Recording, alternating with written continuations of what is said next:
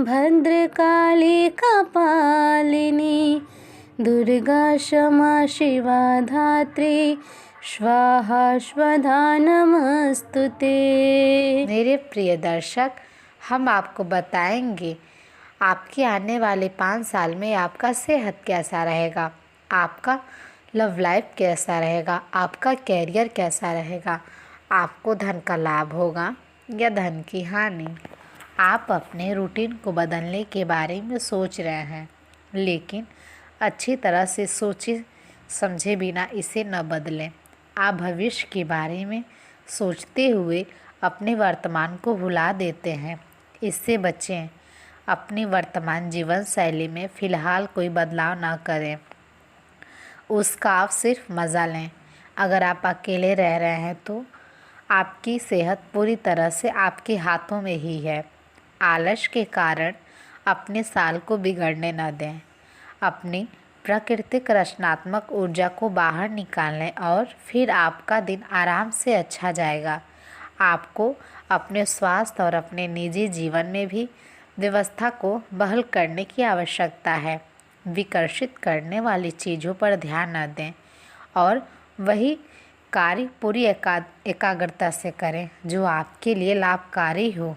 देवगुरु बृहस्पति की दृष्टि पंचम भाव पर होने से आपके रिश्ते में मिठास आएगी। अगर कोई पुराना मतभेद था तो उसका निवारण हो जाएगा। जीवन साथी में एक दूसरे के प्रति समर्पण और ईमानदारी की भावना आएगी। मन प्रसन्न रहेगा। जीवन साथी का या प्रियजनों के साथ कहीं घूमने जाने की योजना बन सकती है। बेशक आपके प्रेम और दाम्पत्य जीवन में बृहस्पति मधुरता के भरपूर अवसर बनाएंगे, लेकिन बुध के 6ठे भाव में स्थिति तथा कुछ संवादहीनता की स्थिति भी खड़े करेगी। दूसरे की कही सुनी बातों पर एकदम ध्यान न दें। आप अपने जीवन साथी के साथ संवाद बनाए रखें। अपने बीच की बातों को आपसी बातचीत के ज़रिए हल करने की कोशिश करेंगे तो आपके लिए फ़ायदेमंद रहेगा। साथ ही कटुता नहीं आने पाएगी आप दोनों के बीच। अपने बीच की बात किसी तीसरे तक ना जाने दें, चाहे वह परिवार का कोई सदस्य हो या फिर आपका कोई करीबी दोस्त ही क्यों ना हो। नवंबर से आपको इस बात के लिए विशेष रूप से सतर्क रहना है। अगर आप यह कर सके तो आपकी परेशानियां हल हो जाएंगी। जीवन साथी या प्रियजन के साथ व्यवहार में अतिरिक्त मधुरता लाने का प्रयास करें। सब सुखमय रहेगा। व्यर्थ के वाद विवाद से बचना होगा आपको। जीवन साथी के भाव यानी कि सप्तम भाव पर केतु की दृष्टि है। इसकी वजह से विवाहित लोगों के लिए अपने जीवन साथी को समझने में कुछ परेशानी आ सकती है और यह मनमुटाव का कारण हो सकता है। इसलिए एक दूसरे को समझने का प्रयास करें, बातचीत करें। सूर्य का गोचर भी सप्तम भाव में होगा। इससे जीवन साथी के स्वभाव में अहम या उत्तेजना की भावना बढ़ सकती है। स्वभाव में थोड़ी एकाग्रता आ सकती है। इसलिए समझने की ज़रूरत है कि यह ग्रह के प्रभाव से हो रहा है और आपको आग में घी नहीं डालना है बल्कि शीतल करना है। बुध की गोचर वर्ष सप्तम भाव में आ जाएंगे, इसलिए उसके बाद सब कुछ आपकी बुद्धि और आपके संवाद कौशल पर निर्भर करेगा। आप चाहें तो वाणी की मधुरता से समय को बहुत ही आनंदमय बना सकते हैं। आप चाहे तो बिगाड़ भी सकते हैं इसे। वाणी की मधुरता लाएंगे तो सब मंगलमय होगा आपका समय। दोस्तों, आगे बढ़ने से पहले हमें आपसे विनम्र निवेदन है, अगर ये वीडियो आप लोग को सही लगे, आपके जीवन से मिले, तो प्लीज़ आप हमारी वीडियो को लाइक कर दें और जिन लोगों ने हमें सब्सक्राइब नहीं किया है वो लोग हमें सब्सक्राइब करके बेल आइकन का बटन दबा दें। मेरे प्रिय दोस्तों, आपका एक लाइक और सब्सक्राइब हमें अगला वीडियो बनाने के लिए बहुत सा उत्साह प्रदान करता है। हमें उम्मीद है कि आप लोग हमें सपोर्ट करते चलेंगे।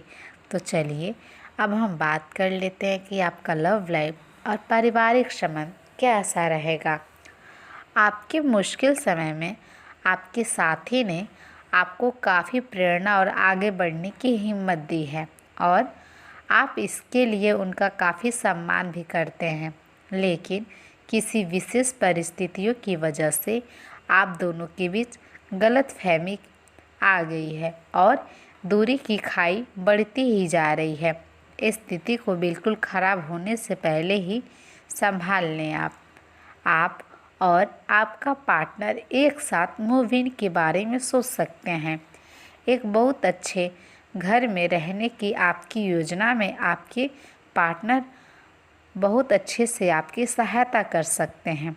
हालांकि मूड बदलने और खुश मिजाज बनाने के लिए रूटीन में बदलाव के लिए आप किसी खूबसूरत जगह पर छुट्टी मनाने या किसी रोमांचक यात्रा की योजना बना सकते हैं। अब आइए हम बात कर लेते हैं कि आपको धन का लाभ होगा या धन की हानि।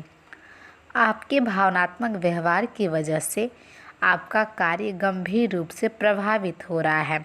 आप इसके आदी हो चुके हैं और इससे छुटकारा पाने में आपको समय लगेगा।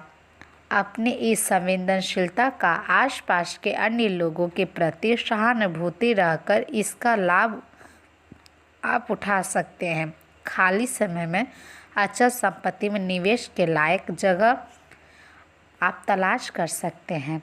आपका व्यवहार याद करने योग्य होगा।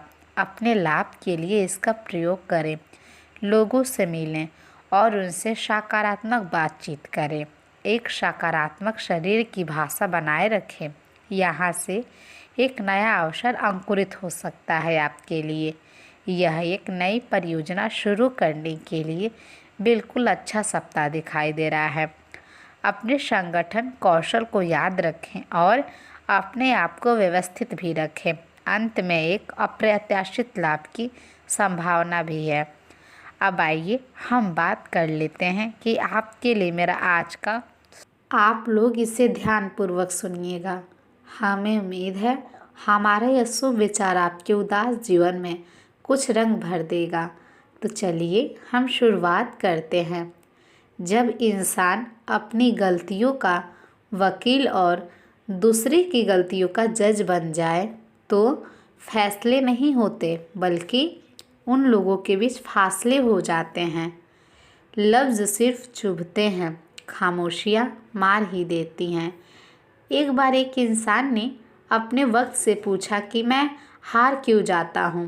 वक्त ने कहा, धूप हो या छाँव हो, काली रात हो या बरसात हो, चाहे कितनी भी बुरी हालात हो, मैं हर वक्त चलता रहता हूँ, इसलिए मैं जीत जाता हूँ।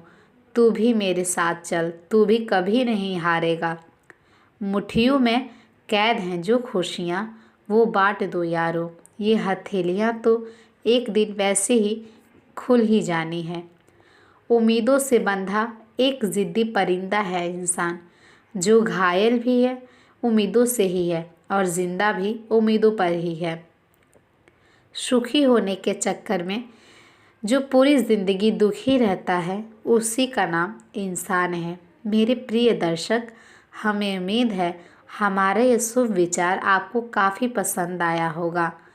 आपका बहुत बहुत धन्यवाद हमारा वीडियो देखने के लिए। आपका दिन शुभ हो। जय माता दी।